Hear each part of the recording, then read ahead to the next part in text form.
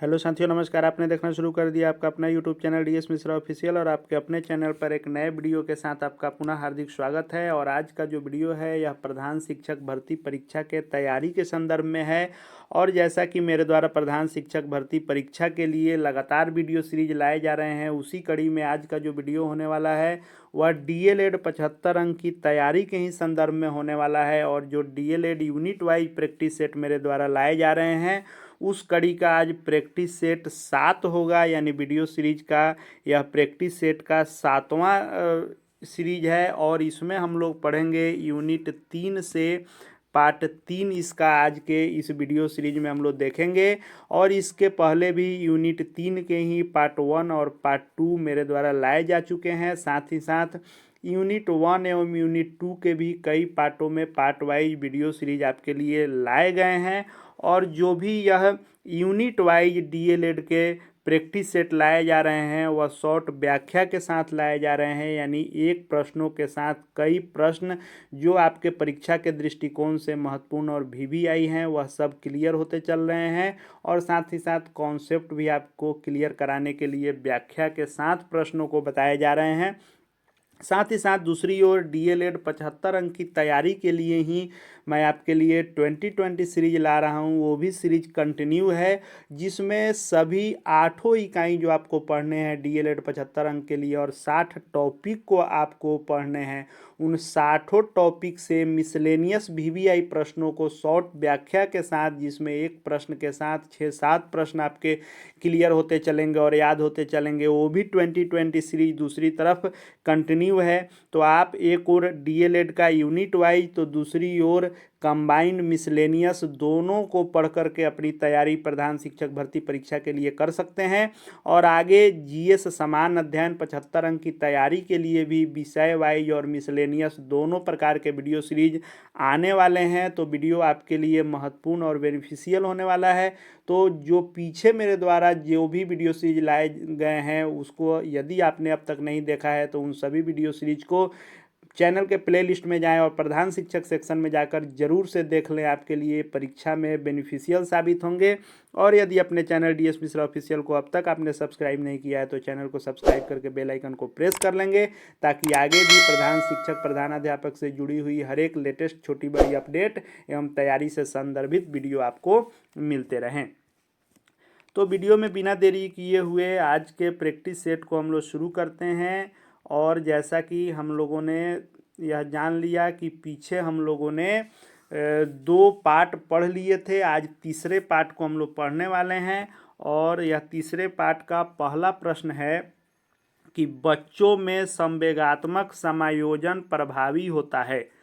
यानी बच्चों में जो संवेगात्मक समायोजन होता है, संवेगात्मक का अर्थ हुआ, संवेग से अर्थ होता है कि जो इमोशन उनके अंदर हैं, चाहे वह प्रेम की भावना हो, घृणा की भावना हो, ईर्ष्या की भावना हो, क्रोध हो, गुस्सा हो, या अपनापन हो, प्यार हो, दुलार हो, ये सभी जो इमोशन होते हैं उसी को संवेग कहते हैं। तो वह संवेगात्मक समायोजन यानी उन सभी संवेगात्मक पहलुओं के बीच जो एडजस्टमेंट होता है वह कहाँ कहाँ प्रभावी होता है। व्यक्तित्व के निर्माण में होता है कि कक्षा शिक्षण में होता है कि अनुशासन में होता है कि इन सभी में होता है। तो राइट आंसर डी हो जाएगा, इन सभी में संवेगात्मक समायोजन प्रभावी होता है। यानी बच्चों के बीच में जो इमोशन एडजस्टमेंट होता है वह उनके व्यक्तित्व निर्माण में भी, कक्ष के शिक्षण में भी और उनके अनुशासन में, ये सभी जगहों पर इफेक्टेड होता है। यूनिट 3 का आज दूसरा प्रश्न है, 29 नंबर प्रश्न है कि स्केचर सिंगर सिद्धांत को अन्य किस नाम से भी जाना जाता है। तो पहले हम लोग जान लें कि स्केचर सिंगर सिद्धांत क्या है। तो जो स्केचर और सिंगर सिद्धांत है तो 2 मनोवैज्ञानिक हैं, एक हैं स्टैनली स्केचर और दूसरे हैं जीरोम सिंगर। स्टैनली स्केचर और जीरोम सिंगर, ये दोनों मनोवैज्ञानिकों के नाम पर ही स्केचर सिंगर सिद्धांत है। और यह सिद्धांत कहता है कि संज्ञानात्मक कारक जो होते हैं वह संवेगों तथा मनोदशाओं के विभिन्न चरणों को प्रभावित करते हैं। यानी संज्ञानात्मक कारक का सेंस हो गया कि जो बच्चों के मस्तिष्क का विकास होता है या उनके अंदर जो सूझबूझ होती है, उससे वे अपने इमोशन और मूड के विभिन्न चरणों को प्रभावित करते हैं। यही स्केचर सिंगर सिद्धांत का मॉडल है और उनके द्वारा यह बताया गया है। तो इसको अन्य किस नाम से जाना जाता है? तो इसको अन्य जिस नाम से जाना जाता है वह कहा जाता है द्विकारक सिद्धांत।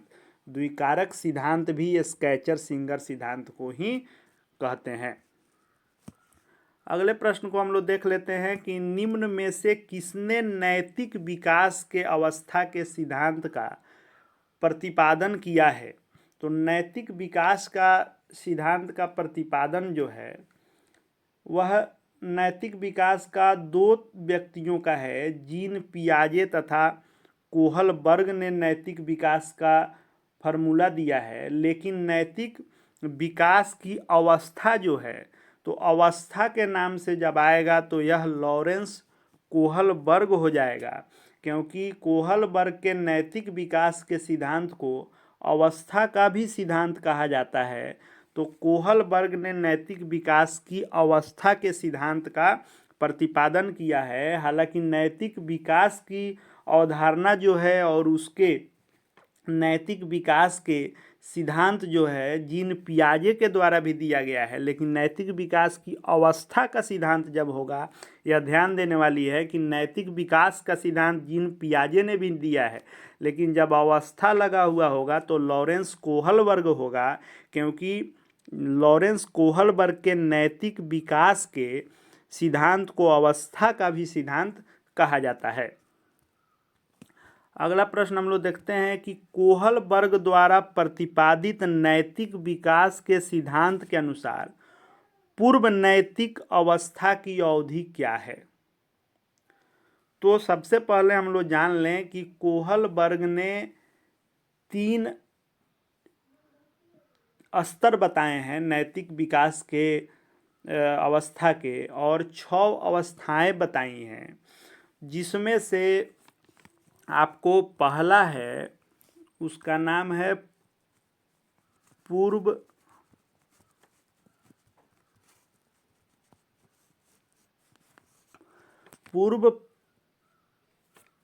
परंपरागत अवस्था, दूसरा है सिर्फ परंपरागत अवस्था, और तीसरा है उत्तर परंपरागत अवस्था। तो यह 3 चरण बताए हैं, 3 स्तर इन्होंने बताए हैं, और इस 3 स्तरों के अलग अलग 2-2 पार्ट हैं, जिससे यह 6 अवस्थाओं में बांट करके नैतिक विकास की अवस्था के सिद्धांत को कोहलबर्ग ने दिया है। लेकिन यहाँ है कि नैतिक विकास के सिद्धांत के अनुसार पूर्व नैतिक अवस्था की अवधि, तो पूर्व नैतिक अवस्था की अवधि जन्म से 2 वर्ष तक की आयु होती है, जो नैतिकता के पहले की अवस्था होती है। अगला प्रश्न हम लोग देख लेते हैं कि कोहलबर्ग द्वारा प्रतिपादित नैतिक विकास की अवस्था के सिद्धांत के अनुसार नैतिक या चारित्रिक विकास की चरम अवस्था क्या है? तो हमने जाना कि इन्होंने 6 अवस्थाएं बताई, 3 स्तर बताएं, तो उसमें से जो चरम अवस्था है उसको कौन सी अवस्था को माना जाता है चरम अवस्था? तो जो चरम अवस्था माना जाता है कोहलबर्ग के नैतिक विकास की अवस्था में, वह आधारयुक्त आत्म चेतना की अवस्था को कहा जाता है। यानी जब व्यक्ति में आधारयुक्त आत्म चेतना की भावना विकसित हो जाती है तो उस अवस्था को चरम अवस्था मान लिया जाता है। तो कोहलबर्ग द्वारा प्रतिपादित नैतिक विकास की अवस्था के अनुसार जो चरम अवस्था है वह आधारभुक्त आत्म चेतना अवस्था होती है। पूर्व परंपरागत अवस्था को रूढ़िपूर्व अवस्था में चिंतन भी कहा जाता है। ऐसे ही अलग अलग तीनों स्तर के नाम हैं और तीनों के 2-2 अलग अलग अवस्थाएं हैं, जिससे इसके 3 स्तर और 6 अवस्थाएं आती हैं। आगे के वीडियो में जो 2020 सीरीज मेरे द्वारा लाए जा रहे हैं उसमें अपने से जो प्रैक्टिस सेट बनाए जा रहे हैं उसमें कोहल वर्ग के तीनों स्तर और 6 अवस्थाओं के विस्तृत रूप को मैं लेकर के निश्चित रूप से आऊँगा। अभी जो प्रश्न है उसको ही हम लोग शॉर्ट व्याख्या के साथ सिर्फ देख लेते हैं।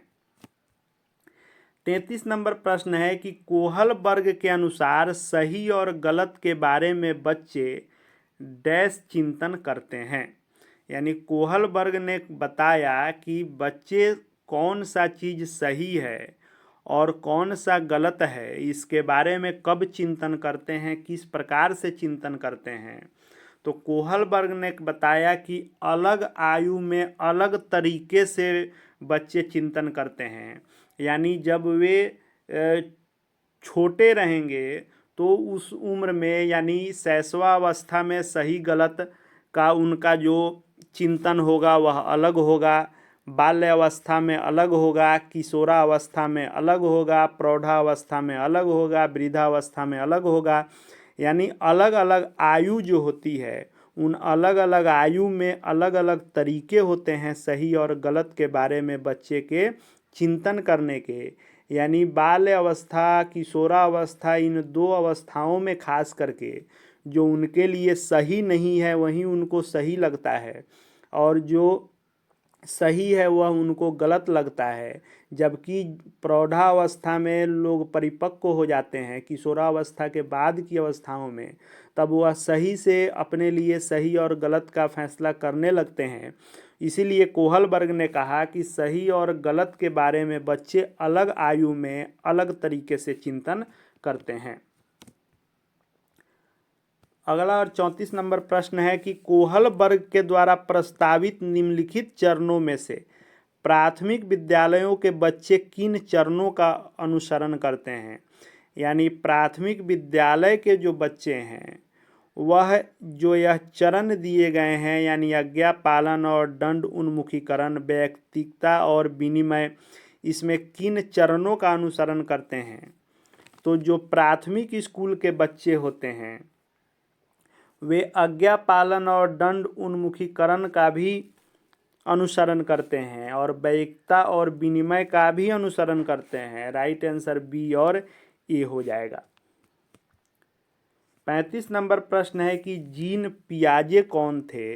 तो जीन पियाजे जो थे वे मनोवैज्ञानिक थे और जीन पियाजे मनोविज्ञान से संबंधित अपना बाल मनोविज्ञान से संबंधित सिद्धांत दिए हैं और इन्होंने भी जो नैतिक विकास का सिद्धांत दिया है उसमें इन्होंने बताया है कि नैतिक विकास वह प्रक्रिया है जिसके द्वारा एक समुदाय बच्चे के अहंकार को परिपक्व वयस्क के सामाजिक व्यवहार में स्थानांतरित करना चाहता है। और इन्होंने साथ ही नैतिक विकास के सिद्धांत की 2 अवस्थाएं बताई हैं, 2 चरण बताए हैं, जिसको हम लोग आगे भी इसमें पढ़ेंगे कि जीन पियाजे, अगला ही क्वेश्चन है कि जीन पियाजे के नैतिक विकास की कितनी अवस्थाओं का उल्लेख है, इसको हम लोग जानेंगे। तो जीन पियाजे मनोवैज्ञानिक थे जिन्होंने नैतिक विकास का सिद्धांत दिया। अगला और 37 नंबर प्रश्न है कि जीन पियाजे के 36 पहले हम लोग देख लेते हैं। 36 नंबर प्रश्न है कि जीन पियाजे ने नैतिक विकास की कितनी अवस्थाओं का उल्लेख किया है। तो जीन पियाजे ने नैतिक विकास की 2 अवस्थाओं का उल्लेख किया है, जिसमें पहला है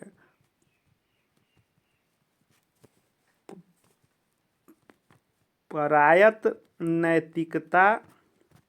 नैतिकता की अवस्था यानी पर केंद्रित उन्मुखता, और दूसरा है स्वायत्त नैतिकता की अवस्था। स्वायत्त नैतिकता की अवस्था। तो परायत और स्वायत्त है। तो जो परायत नैतिकता की अवस्था है यह अवस्था मानी जाती है 2 वर्ष से 8 वर्ष तक के उम्र को माना जाता है कि यह परायत नैतिकता की अवस्था है, और 9 वर्ष से 11 वर्ष के उम्र को माना जाता है कि यह स्वायत्त नैतिकता की अवस्था है।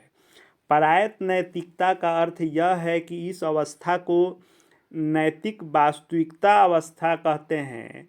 यानी इसमें यह नैतिक विकास की पहली अवस्था होती है जिसमें सभी बच्चे गुजरते हैं इस अवस्था से और बड़ों को नियम के स्रोत के रूप में देखते हैं और बड़ों की आज्ञा का पालन करना अच्छा और अवहेलना करना बुरी आदत माना जाता है।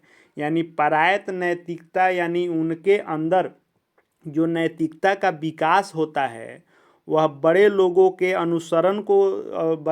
का अनुसरण करके होता है। उनके द्वारा बताए गए नैतिकता की जो भी सीढ़ियां हैं उनके पालन करने से इनमें नैतिकता आती है और बच्चों के बीच में यह डेवलप हो जाता है कि आज्ञा का पालन जो बच्चे करेंगे वह अच्छे बच्चे माने जाएंगे और जो बातों की अवहेलना करेंगे, नहीं बातों को मानेंगे, बड़ों की बातों को, वह बुरी आदत के रूप में माना जाता है। यानी परायत नैतिकता इसी को कहते हैं।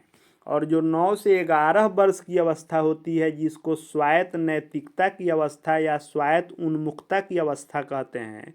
यानी 9 से 11 वर्ष के जो बच्चे होते हैं वह स्वतंत्र रूप से सोचने और तर्क करने लगते हैं। कार्य का इरादा महत्वपूर्ण है, परिणाम नहीं, नियम परिवर्तनशील है। इस प्रकार की सोच उनके अंदर आ जाती है और वे खुद से यह तर्क वितर्क करने लगते हैं कि क्या सही है, क्या गलत है, कौन चीज़ सही है तो क्यों सही है, गलत है तो क्यों गलत है। यानी खुद से उनके अंदर नैतिकता की भावना विकसित होने लगती है, इसीलिए इसे स्वायत्त नैतिकता कहते हैं। तो जीन पियाजे ने नैतिक विकास की अवस्था के 2 चरण बताए हैं, परायत्त नैतिकता और दूसरा स्वायत्त नैतिकता। परायत्त नैतिकता 2 से 8 वर्ष के उम्र की अवस्था को कहते हैं और स्वायत्त नैतिकता 9 से 11 वर्ष की अवस्था को कहा जाता है। 37 नंबर प्रश्न है कि जीन पियाजे के अनुसार बच्चों में स्वायत्त नैतिकता की अवस्था क्या होती है। तो अभी हमने जाना कि जो स्वायत्त नैतिकता की अवस्था है वह 9 से 11 वर्ष के उम्र को स्वायत्त नैतिकता की अवस्था कहते हैं और 2 से 8 वर्ष की अवस्था को परायत्त नैतिकता की अवस्था कहते हैं। तो हमने अभी ही जाना कि परायत्त और स्वायत्त नैतिकता की अवस्था जीन पियाजे महोदय ने बताया है। तो 2 से 8 वर्ष को परायत्त नैतिकता और 9 से 11 वर्ष को स्वायत्त नैतिकता की अवस्था कही जाती है। यह तीसरा यूनिट चल रहा है। तीसरा यूनिट में लगभग 11-12 टॉपिक को कवर करने हैं जिसमें से आज यह तीसरा पार्ट है और यूनिट 3 का ही अभी 1 या 2 पार्ट और आएगा, तब जाकर के यह क्लियर होगा। पूरी तरह से क्लियर इसमें नहीं होगा। जो फिर 2020 सीरीज आएगा उसमें बचे हुए जो भी प्रश्न बन सकते हैं वह मिसलेनियस प्रश्नों की सीरीज लगातार आती रहेगी और जो भी प्रश्न इसमें छूट रहे हैं या जो भी कॉन्सेप्ट थोड़े बहुत क्लियर नहीं हो पा रहे हैं वह जब मिसलेनियस वाले में सभी यूनिटों का सीरीज जो आ रहा है उसमें सभी प्रश्नों को शामिल करने की कोशिश होगी और साथ ही साथ बाद में जब फुल प्रैक्टिस सेट भी आएगा तो फुल प्रैक्टिस सेट में भी बाकी बचे हुए सभी, यानी कोशिश है कि जो 2-3 तरह से तैयारी डीएलएड की कराई जा रही है वह 2-3 तरह की तैयारी के आप वीडियो सीरीज सभी को देख लें तो आपका कहीं से कोई तैयारी में कमी नहीं रहे और डीएलएड के 8 इकाई और 60 टॉपिक पूरी तरह से कवर हो जाएं और उनके वीवीआई प्रश्न आपको क्लियर हो जाएं और कॉन्सेप्ट भी समझ में आए। यही कोशिश है, इसीलिए अलग अलग तरीके से प्रैक्टिस सेट और 2020 सीरीज और मॉडल सेट इत्यादि आपके लिए लाने की कोशिश लगातार जारी है। अब अगला प्रश्न हम लोग देख लेते हैं। अगला प्रश्न है आज के यूनिट 3 के पार्ट 3 का यह अगला प्रश्न है कि अनिवार्य रूप से किसी नई वस्तु का सृजन करना ही सृजनात्मकता है, यह कथन किसका है। यानी जो क्रिएटिविटी होती है उसके संदर्भ में किस मनोवैज्ञानिक ने कहा है कि सृजनात्मकता तभी कही जाएगी जब किसी नई वस्तु का सृजन हो, नया वस्तु क्रिएट किया जाए तभी सृजनात्मकता होगी, यह कथन किसका है। तो जेम्स ड्रेवर ने कहा कि सृजनात्मकता का अर्थ है कि जब किसी नई वस्तु का अनिवार्य रूप से सृजन किया जाए उसी को सृजनात्मकता हम कह सकते हैं। तो जेम्स ड्रेवर का यह कथन है। 39 नंबर प्रश्न है कि सृजनात्मकता के प्रमुख तत्व इनमें से कौन है। यानी क्रिएटिविटी जो होती है उसका प्रमुख तत्व क्या है। समस्या की पुनर्व्याख्या, की सामंजस्य, की तत्कालीन स्थिति से परे जाने की योग्यता, की उपरोक्त में सभी। तो क्रिएटिविटी के जो प्रमुख तत्व हैं वह समस्या की पुनर्व्याख्या करना भी है, सामंजस्य भी है। यानी क्रिएटिविटी जो बालक के अंदर होती है, यानी जो क्रिएटिव बालक होते हैं उनके अंदर किसी भी स्थितियों में सामंजस्य बैठाने का गुण पाया जाता है। और क्रिएटिव बालक जो होते हैं वह किसी भी परिस्थिति में एडजस्टमेंट उनको करने आती है। और तत्कालीन स्थिति से परे जाने की योग्यता भी उनके अंदर होती है। यानी वर्तमान से अलग हटके भी सोचना और दूरदृष्टि रखना और अलग तार्किक सोच रखना भी उनके अंदर पाई जाती है। इसलिए राइट आंसर डी हो जाएगा, उपरोक्त में सभी। और जो बीपीएससी का ऑप्शन होगा वह भी चौथा ऑप्शन होगा, उपरोक्त में एक से अधिक, तो उसी चौथे ऑप्शन के साथ जाएंगे। जैसा कि मैं बता रहा हूं कि बीपीएससी में 5 ऑप्शन रहेंगे, 3 ऑप्शन सामान्य ऑप्शन रहेंगे और चौथे में रहेगा उपरोक्त में एक से अधिक और पांचवें में रहेगा उपरोक्त में से कोई नहीं।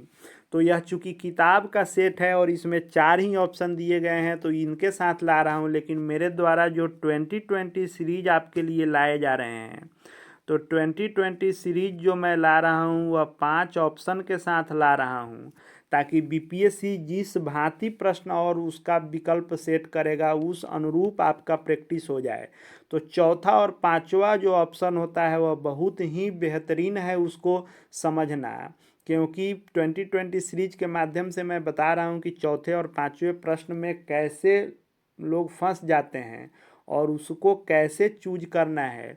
तो 2020 सीरीज 5 ऑप्शनों के साथ आएगा और आगे अपने से बनाए गए जो भी प्रैक्टिस सेट या वीडियो सीरीज आपके लिए आएंगे वे सभी 5 ऑप्शन के साथ ही आएंगे।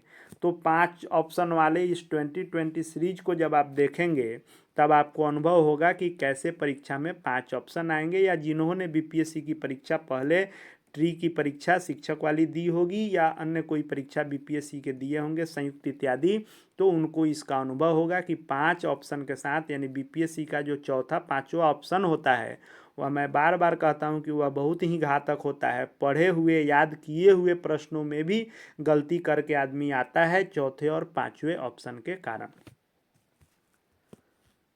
40 नंबर प्रश्न हम लोग देखते हैं। 40 नंबर प्रश्न है कि सृजनशील बालकों का एक प्रमुख गुण नहीं है।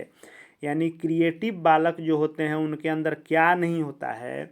तो रचनात्मक आलोचना उनके अंदर होती है, जोखिम उठाने की प्रवृत्ति भी उनके अंदर होती है, उनके अंदर स्वायत्तता भी होती है, लेकिन अन्यों की उपेक्षा करना उनका गुण नहीं हो सकता है। इसलिए राइट आंसर सी हो जाएगा। वहीं अगर बीपीएससी के ऑप्शन की बात करें, 5 ऑप्शन में जब जाएंगे तो 1 में यह देगा, 2 में यह देगा, 3 में यह देगा, यह किसी में नहीं देगा।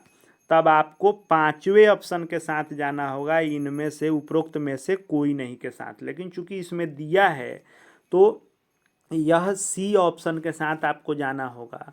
वह भी अगर इसमें से कोई एक को नहीं देता, मान लीजिए इसको नहीं देता, 1, 2 और 3 इसको देता, तब आप इसको चूज कर लेंगे। यानी जो ऑप्शन आंसर होना चाहिए वह यदि नहीं है तो 5वें के साथ जाएं। जो ऑप्शन दिए गए हैं उसमें एक से अधिक सही है तो चौथे के साथ आपको जाना है।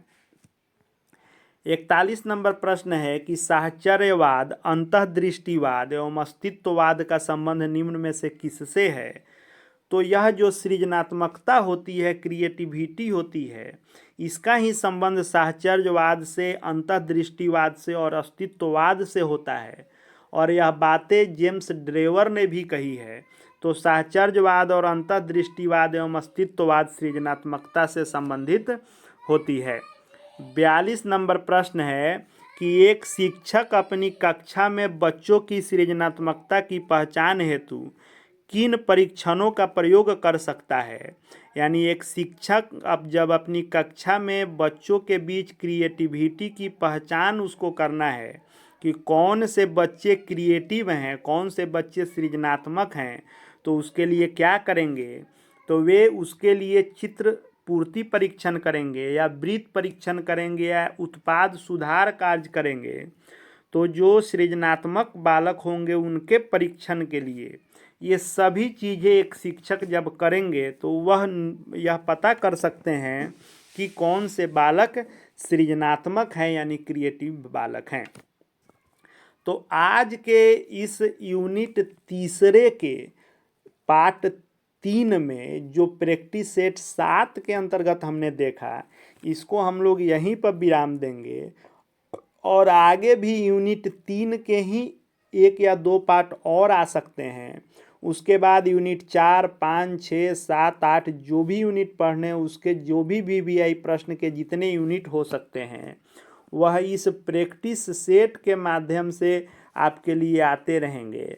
और दूसरी तरफ जो 2020 सीरीज है जिसमें 8 यूनिट के 60 टॉपिक को कवर करने के उद्देश्य से मिसलेनियस प्रश्न लाए जा रहे हैं और ये भी उससे जांच हो जाएगा कि आपने जो पिछली बार तैयारी की होगी, यदि पिछले बार भी आपने फॉर्म भरा होगा या इस बार तैयारी कर रहे हैं, तो 8 मिसलेनियस सीरीज का मतलब है कि 8 से जब प्रश्न एक साथ आपको मिलेंगे, जैसा कि आपको परीक्षा में भी मिलेंगे 8 से मिला करके, तो 8 से मिलाकर जब प्रश्न आएंगे तो उसमें आपको कितना आ रहा है, इससे आपकी तैयारी कितनी हुई है, इसका अंदाज़ा आपको लगेगा। साथ ही साथ 5 ऑप्शन और व्याख्या के साथ है, तो बहुत ही बेनिफिशियल आपके लिए 2020 सीरीज भी है और यह प्रैक्टिस सेट भी है।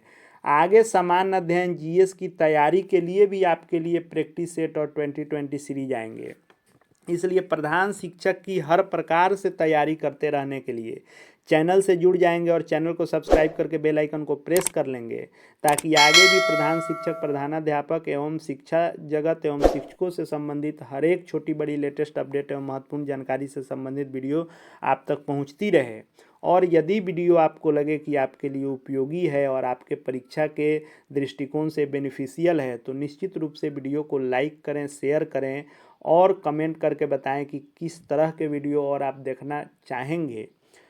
अधिक से अधिक सपोर्ट जितना ही करेंगे उतना ही आपके लिए और वीडियो लाने की प्रेरणा मन में होगी, इसलिए अधिक से अधिक सपोर्ट करें। साथ ही साथ हमारे Telegram channel DS Mishra official से भी जुड़ जाएंगे, उसका लिंक इसके डिस्क्रिप्शन बॉक्स में है। वहाँ शिक्षा जगत से जुड़ी हुई हर एक जानकारी आपको मिलती रहेगी। इस वीडियो को देखने के लिए आपका बहुत बहुत धन्यवाद।